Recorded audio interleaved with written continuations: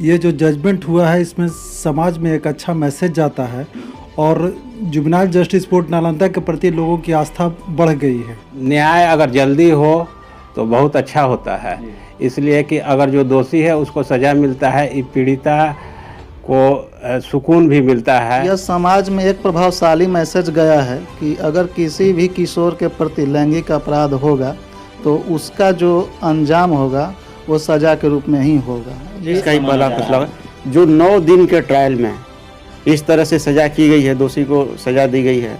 एक तो ये समाज में इस तरह से मैसेज जाता है कि नहीं, ऐसा नहीं है कि तारीख पे तारीख ही जाएगा, न्याय भी मिलेगा। 1993 में देश में एक फिल्म आई थी दामिनी, जी हाँ, जिसमें एक रेप पीड़िता अपने न्याय के लिए न्यायालय का चक्कर लगा रही थी और उसे केवल न्यायालय से तारीख पर तारीख मिलती थी। लेकिन नालंदा जिला किशोर न्याय परिषद ने इस ऐतिहासिक फैसले को देकर समाज में एक नया मिसाल कायम कर दिया है और लोगों के बीच नई उम्मीदें जग गई है। जिस दामिनी फिल्म को देखकर लोगों को न्यायपालिका से अपना भरोसा उठ गया था, लेकिन किशोर न्याय परिषद के द्वारा जो ये ऐतिहासिक फैसला दिया गया वो भी मात्र 9 दिनों के ट्रायल में, तो इससे समाज में एक भरोसा जग गया है। न्यायपालिका के प्रति लोगों की उम्मीदें बढ़ गई कि इतने समय में भी न्याय उन्हें मिल सकता है। नमस्कार, औपचारिकता के लिए मेरा नाम राजीव रंजन हुआ और आप देखना शुरू कर दिए हैं जनादेश न्यूज। हमारे साथ 4 मेहमान आज जुड़े हुए हैं। जी हां, ये सभी नालंदा जिला किशोर न्याय परिषद के किसी न किसी रूप से जुड़े हुए हैं, जिनका इस न्याय में काफी योगदान रहा है। तो हमारे बगल में जस्ट उषा मैडम बैठी हुई हैं, ये महिला सदस्य हैं किशोर न्याय परिषद नालंदा की। उसके जस्ट बगल में धर्मेंद्र कुमार बैठे हुए हैं, वो भी सदस्य हैं किशोर न्याय परिषद नालंदा के। और राजेश पाठक सर हैं, फिर जयप्रकाश सर हैं और कौशल कुमार हैं। ये सभी किसी न किसी रूप से किशोर न्याय परिषद से जुड़े हुए हैं। तो कल यानी 28 जनवरी 2020 को किशोर न्याय परिषद के प्रधान न्यायिक दंडाधिकारी मानवेंद्र मिश्र के द्वारा एक ऐतिहासिक फैसला दिया गया। एक दुष्कर्मी को 3 वर्ष की सजा दी गई, वो भी मात्र 9 दिनों के ट्रायल में। इस त्वरित निष्पादन से लोगों में उम्मीदें जगी है और सबसे बड़ी बात यह है कि बिहार राज्य का यह पहला फैसला ही नहीं बल्कि संभवतः देश का यह पहला फैसला होगा जो इतने कम समय में न्याय मिला है। तो सबसे पहले हम उषा मैडम के पास चलेंगे, क्योंकि ये एक महिला है और महिला को समाज में किस प्रकार से सामना करना पड़ता है इन्हें खुद अनुभव होगा। और सबसे बड़ी बात कि ये किशोर न्याय परिषद की महिला सदस्य हैं, तो इनकी क्या भूमिका रही। मैडम, सबसे पहले तो आपका स्वागत है। आपकी क्या भूमिका रही इस न्याय को दिलाने में, पीड़ित बेटी को न्याय दिलाने में? मैं टू द पॉइंट मतलब उस चीज़ों को देखी कि सही ये घटना है या नहीं। कौन ये उस गांव के लोग आए, उन लोगों ने गवाही दिया और मैं चरणबद्ध तरीके से ये मैं नोट की उसका। तो इस फैसले को आप किस रूप में देखते हैं? इस तरह का फैसला होने से एक समाज में लोगों को भय व्याप्त होगा और लोग इस तरह का काम करने से पहले एक बार सोचेंगे कि कल क्या होगा, यदि इस तरह का करेंगे तो हमें भी इस तरह का पनिशमेंट मिलेगा। बेटियां चाहे किसी की भी हो, आपकी, हमारी, किसी नेता की, पुलिस की, किसी की भी बेटियां हो, उसे अब सुरक्षा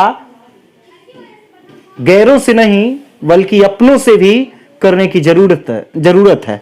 क्योंकि ये जो मामला है वो कहीं ना कहीं एक रिश्ता का मामला था और इस रिश्ते को तार किया गया था। नाबालिग बच्ची के साथ दुष्कर्म किया गया था और दुष्कर्मी को किशोर न्याय परिषद के द्वारा सजा मिली और वो भी कम समय में। तो अब हम चलते हैं धर्मेंद्र कुमार के पास, जो भी किशोर न्याय परिषद के सदस्य हैं। तो इनसे हम सबसे पहले जानेंगे कि सर, इस जजमेंट को आप किस रूप में देखते हैं?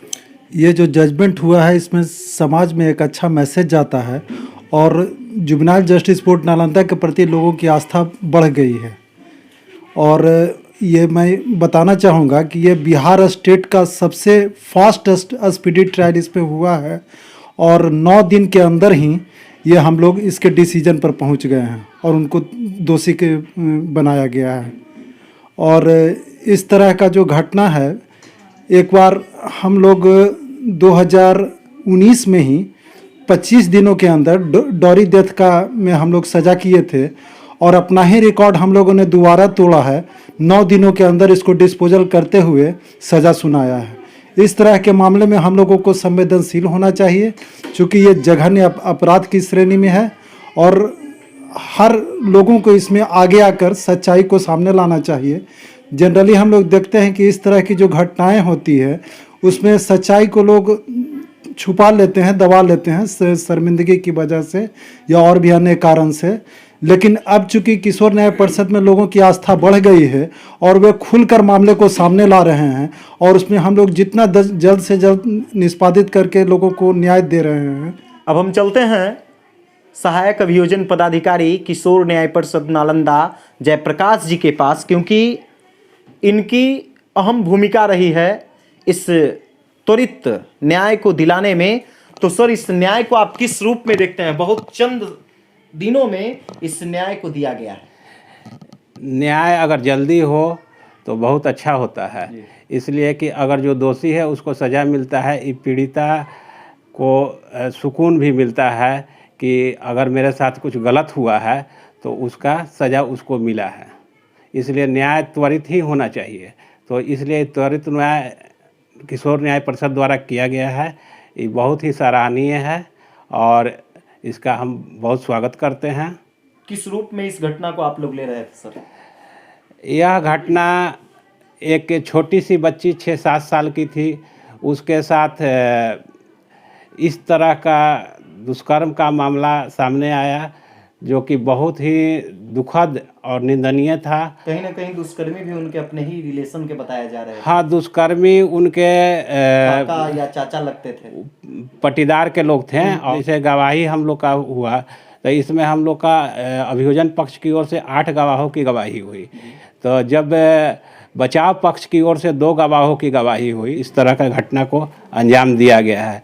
लेकिन यह बहुत ही निंदनीय और दुखद है कि इस तरह का घटना अगर किसी के साथ भी हो, जो कि 6 वर्ष की बच्ची के साथ होता है, तो इस घटना नहीं, पाप किया गया है। सर, एक चीज ऐसा देखा जाता है कि दोषियों को सजा और निर्दोषों को न्याय दिलाने में कहीं ना कहीं पुलिस की भूमिका संदिग्ध मानी जाती है। वो दिलचस्पी नहीं दिखा पाते हैं। क्या इस चीज को आप मानते हैं? पुलिस अपना कार्य करती है, उसमें कुछ त्रुटियां हो सकती हैं, लेकिन ऐसा नहीं कहा जा सकता है कि वो दिलचस्पी नहीं दिखा रहे हैं। अगर पुलिस की दिलचस्पी नहीं रहती तो इस तरह से हम लोग इतनी जल्दी सज़ा नहीं दिला पाते हैं। इसमें 2 आईओ रह चुके हैं। एक आईओ ने पूरा इन्वेस्टिगेशन किया है और दूसरे ने चार्जशीट बाद में दाखिल किया है। तो इसलिए उन लोग का भी भूमिका अच्छा रहा और वो लोग एक प्रक्रिया के तहत, जैसे फॉरेंसिक जांच भी करवाना था तो आईओ ने इसको करवाया है और बच्ची के प्रति जो भी था संवेदना पूर्ण काम किया गया है। उसका जो भी मेडिकल करवाना था उसको भी करवाया गया है। बहुत पुलिस के भी काम सराहनीय रही है, तभी इसको सजा हो पाई है। इस घटना में पुलिस की काम सराहनीय रही है। हाँ, पुलिस की कार्य सराहनीय रही है। सर, इस घटना को आप किस रूप में ले रहे थे और त्वरित निष्पादन हुआ है मामले का? यह समाज में एक प्रभावशाली मैसेज गया है कि अगर किसी भी किशोर के प्रति लैंगिक अपराध होगा तो उसका जो अंजाम होगा वो सजा के रूप में ही होगा। ये इस जिले में बढ़ते लैंगिक अपराधों के संबंध में एक बहुत ही अच्छा मैसेज गया है कि आगे से ऐसी घटना को दोबारा रिपीट नहीं किया जाए। और जिस तरह से ये 9 दिन के अंदर स्पीडी ट्रायल करके सज़ा दिलाया गया, यह बहुत ही सराहनीय है, जिसमें किशोर परिषद नालंदा और अभियोजन पदाधिकारी और पुलिस सभी की योगदान काफ़ी अहम रहा है। तो अब हम चलते हैं राजेश पाठक के पास और इनसे जानते हैं कि किस प्रकार से इस सज़ा को ये देखते हैं, क्योंकि यह पहला न्याय है जो पूरे बिहार ही नहीं बल्कि देश में मिला है। सर किस रूप में आप इस सजा को ले रहे हैं? देखिए, सज़ा नालंदा जिला में बहुत ही सख्त माना जाएगा। और यहाँ चूँकि किशोर न्याय परिषद शुरू से ही ऐसे अपराधों में जो कुकृत्य किए जाते हैं उसमें सोच समझ करके ही सज़ा करती है। और ये जिला नहीं, राज्य का पहला ऐसा फैसला होगा, संभवतः सर हाँ, देश का भी हाँ, देश का ही माना पहला जा फैसला रहा है। होगा जो 9 दिन के ट्रायल में इस तरह से सज़ा की गई है, दोषी को सज़ा दी गई है। और ये बड़ा घृणित अपराध था जिसमें अपने ही पटीदार का व्यक्ति इस तरह से मासूम लड़की के साथ इस तरह का वारदात किया।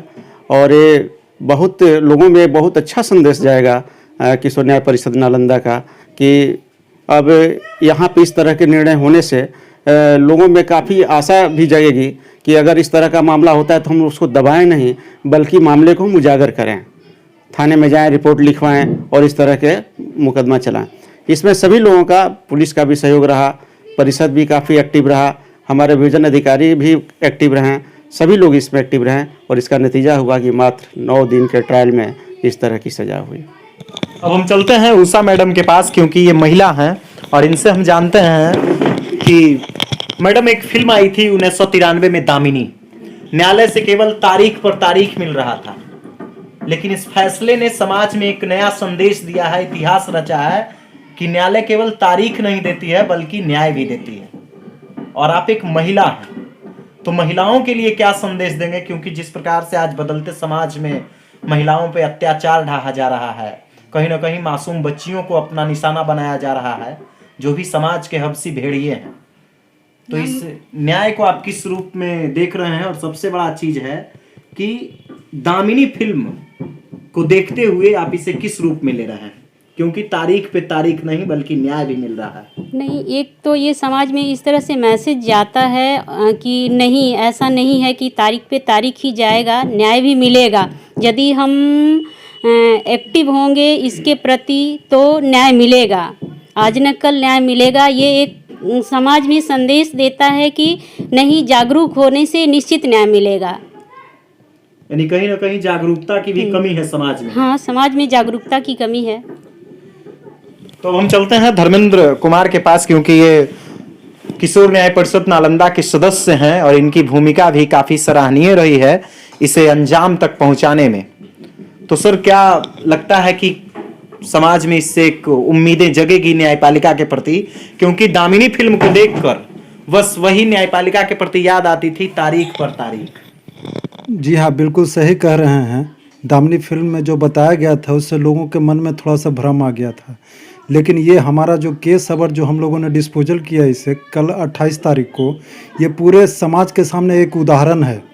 और अगर इस तरह से हम लोग आगे भी करते गए तो समाज में एक नया कीर्तिमान स्थापित होगा और लोगों के बीच में जागरूकता आएगी। अब हर लोगों को न्याय के प्रति विश्वास होगा और लोग, कोई भी बुराई अगर समाज में होती है, कोई भी अपराध होती है, तो समाज के लोग खुलकर न्यायालय के सामने आ पाएंगे और इससे एक बहुत बड़ी जागरूकता आएगी।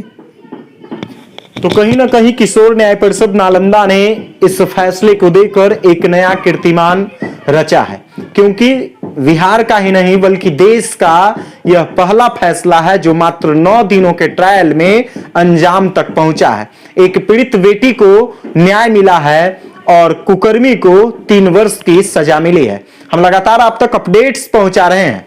तो आज हमारे साथ सभी 5 मेहमान जुड़े हुए थे जो इस घटना को, इस अंजाम को त्वरित निष्पादन करते हुए न्याय तक पहुंचाए और उस पीड़ित बेटी को न्याय दिलाए हैं। मैं भी इन्हें अपनी तरफ से शुक्रिया अदा करना चाहता हूं, क्योंकि आप लोगों ने जिस प्रकार से अपनी कार्यशैली से अपनी सराहनीय भूमिका निभाकर एक बेटी को न्याय दिलाया है, इससे कहीं ना कहीं समाज को एक संदेश जाएगा, समाज में जागरूकता आएगी कि नहीं, दामिनी फिल्म की तरह केवल तारीख पर तारीख नहीं मिलेगा, बल्कि उन्हें स्पीडी ट्रायल के तहत 9 दिन में न्याय भी मिल जाएगा। दोस्तों, अगर अभी तक आपने हमारे YouTube चैनल को सब्सक्राइब नहीं किया है तो जल्द से सब्सक्राइब कर लीजिए और पाइए बिहार की तमाम छोटी बड़ी खबरें। अगर वीडियो अच्छा लगता है तो दोस्तों के साथ शेयर कीजिए, कमेंट्स कीजिए और लाइक कीजिए। अगर वीडियो फेसबुक पेज के माध्यम से देख रहे हैं तो पेज को भी फॉलो कीजिए। धन्यवाद। दोस्तों सब्सक्राइब करें और इस बेल आइकन को दबाएं और पाएं वीडियो सबसे पहले।